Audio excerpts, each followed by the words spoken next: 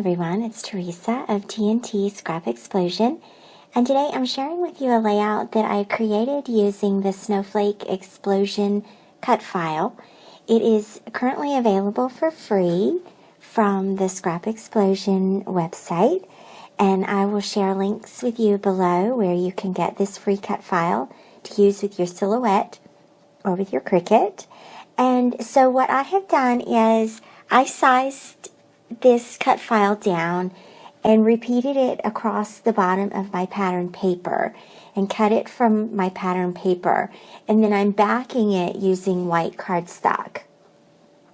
So I have this photo from my daughter Natalie when she was about 3, so about 5 years ago, and it snowed, and it was probably one of the first major snows that she experienced. And so I took this photo and enlarged it. It's 8 by 10, and I've been holding on to it forever, just waiting, right? And then one day the perfect cut file comes into your life, and you realize that you need to create that layout. And so the cute thing about this photo and what was going on in her mind, we went out to play in the snow that day, and she didn't really want to play. She just wanted to eat the snow. And so the photo is this little girl, she's 3, and this big giant handful of snow that she's trying to eat. So that's my photo.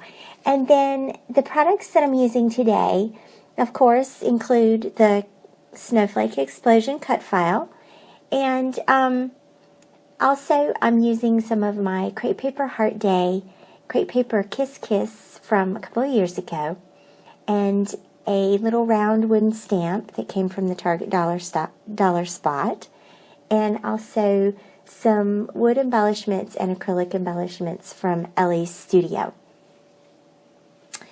And obviously the pattern paper that the cut file is cut from is Crepe Paper Heart Day, and my white cardstock is from Basil. So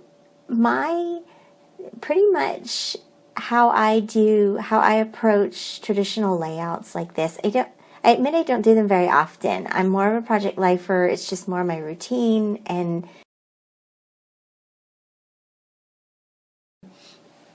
I feel like I can get more done that way. But when I do traditional layouts, this is pretty much my approach. I have admitted in the past and continue to acknowledge that I struggle to cut pattern papers. And so that's always the first thing that I do. Once I have my overall design for the layout planned, I cut my strips. And I make it random, right? And then sometimes I go back and cut them in half using my scissors.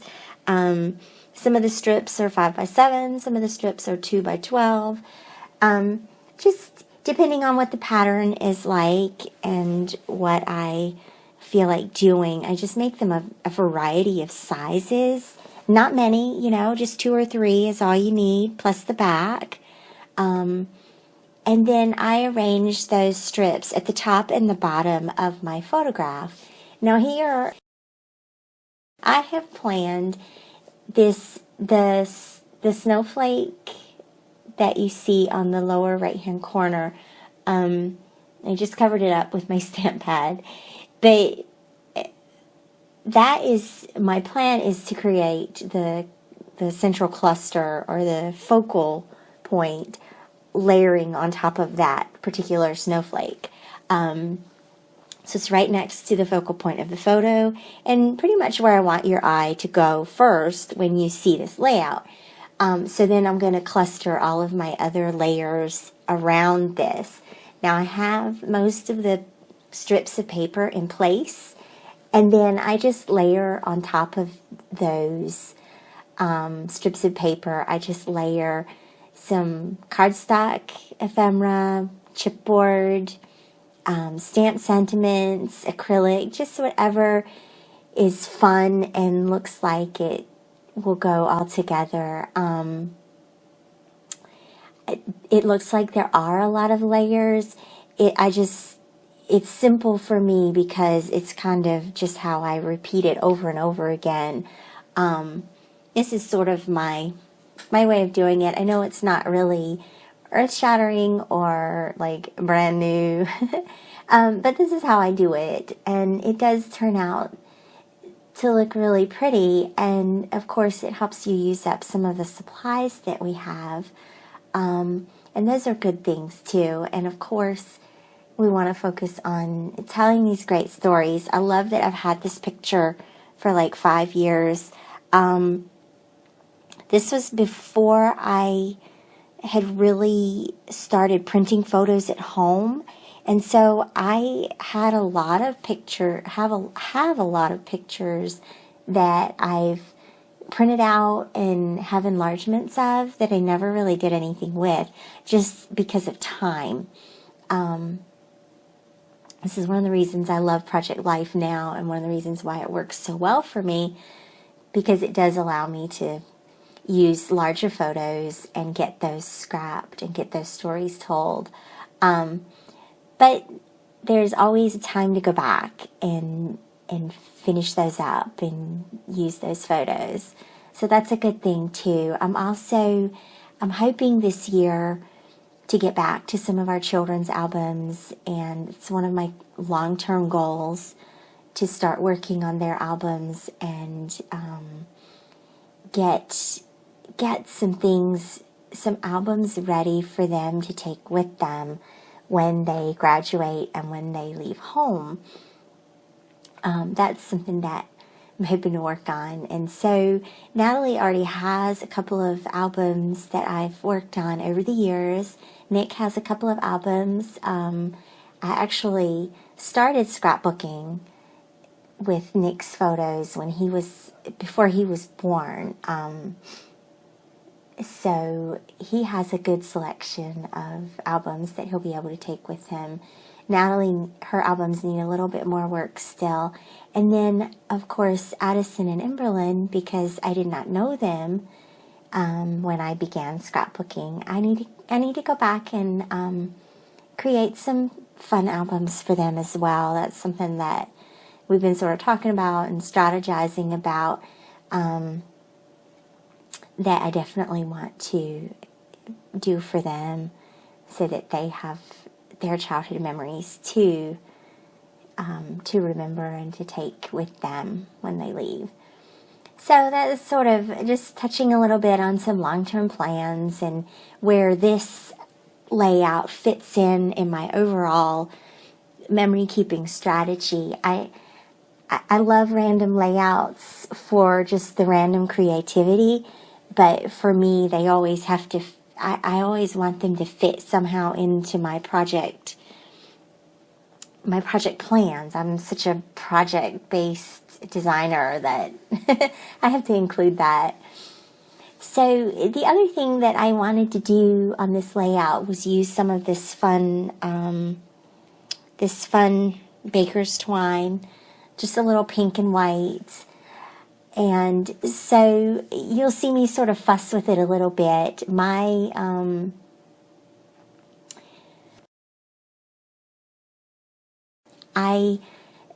I like to use fibers and threads and love the texture of it. Sometimes it gets kind of frustrating. Now, I will say that Tori did an excellent, beautiful, beautiful job of stitching this cut file. So if you have not gotten a chance to see her video on that, I will also link to her layout, because she stitched this cut file using her fibers, and I love the look and just a beautiful job. So I'll link below to that. You can also see it on her YouTube, of course, and on the Scrap Explosion blog. Definitely a really inspirational piece. If you like stitching and like including those on your layouts, I am the kind of person, I'm okay stitching if I can do it with my sewing machine. Other than that, it's not going to happen. I'm not sure where to find the time to do stitching by hand. So, but on this layout, and you'll see in a minute here, I'm going to start working with the fibers, and you'll see how I include it in the layout, just using adhesive and the embellishments that are already on the page. I am layering a couple of chipboard and dimensioned pieces here on top of the paper. Those are usually the last pieces that I sort of try to put down. They just add a little tiny bit more dimension. They do tend to add bulk, so I frequently peel half of the chipboard away. I know that seems counterproductive. Here, use a chipboard and then peel half the chipboard away. Okay. Just so that it's not as bulky. And it depends really, too, on how big the chipboard piece is. If it's just a small, tiny heart, I'm probably just going to leave it, the thicker chipboard. But if it's a bigger piece, I'm probably going to peel the back away and make it a little bit thinner, just to be aware of how thick I'm creating these layouts. And when you put thick layouts in an album over time, they do warp your layouts and they warp your page protectors, especially storing them standing up, and laying down is even worse, right? So I'm trying to pay better attention to that as I'm going along, and I like that. You can have dimension without having too much bulk. So here you can see what I'm doing with the twine. And really, what I do is sort of wrap it around some of the embellishments. And twine and fibers and string, there's sort of a mystique to it, right? And other people's work with fibers always looks better than yours, than mine. That's how I always seem to feel about it. But I do like the idea of tying all the embellishments together with this little thread, and your eye moves across all these embellishments and around the photo, led by this little string. And so typically, I'm going to just wrap it around my fingers a couple of times, wrap it around an embellishment, and tuck it underneath, and then adhere it somewhere. And there's no real rhyme or reason to how I do it. I'm just trying to lead the eye around these embellishments. So some of it just is practice, chance, however it ends up working out. And it does lend a feeling of unexpectedness and randomness because it's not planned. So if you're someone who likes structure in your layouts, you might not like doing this. And that's okay. That's totally fine. But I like it on these layouts, with the layouts that I'm doing about Natalie. It's kind of fun.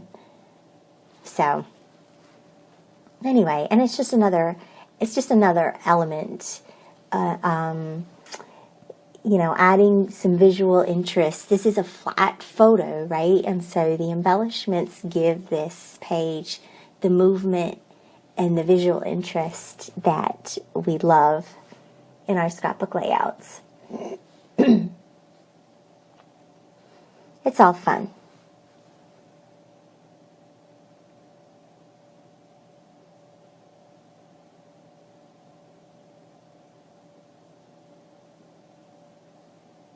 I think that I ended up doing like 3 little fiber clusters around this page. That's probably enough. 1 or 2 is probably actually good, but anyway, and then that gives an opportunity to add other embellishments if you feel that there's something missing. I think I'm just sort of you know, right now I'm just sort of looking to see if I feel like it's complete or not. And I'm also getting ready to add my journaling here. And short journaling, I'm not going to write a lot. I debated for just like one split second to write on the snow. And then I thought, nope, not going to mess up the snow. So I just wrote it down here in the corner. And I just really wanted to talk about how we wanted to play and she just wanted to eat the snow. So, and you know, I love that about taking a specific picture, even if it happened 5 years ago, taking a specific picture and helping to remember that specific story simply via that picture. I love that. Our brains hold on to that information. And 5 years later, we look at that picture and we're still going to say, oh, that's the story that I think of when I see that picture. I love that. And I love that then writing it down on the layout and completing that layout finally tells that story. And, you know, it's sort of like now my brain can rest from this one story. I don't know. So it's all good things. I love working with older photos. I forget about that sometimes because I get really tied up with being current on Project Life. So it's definitely been fun to complete this layout and definitely love sharing it with you. I hope that you've been inspired. Go and pick up this cut file, and if you use the cut file and you share it on social media, be sure to use the hashtag Scrap Explosion so we can find you. And thanks so much for watching, and we'll see you back here again soon. Bye-bye.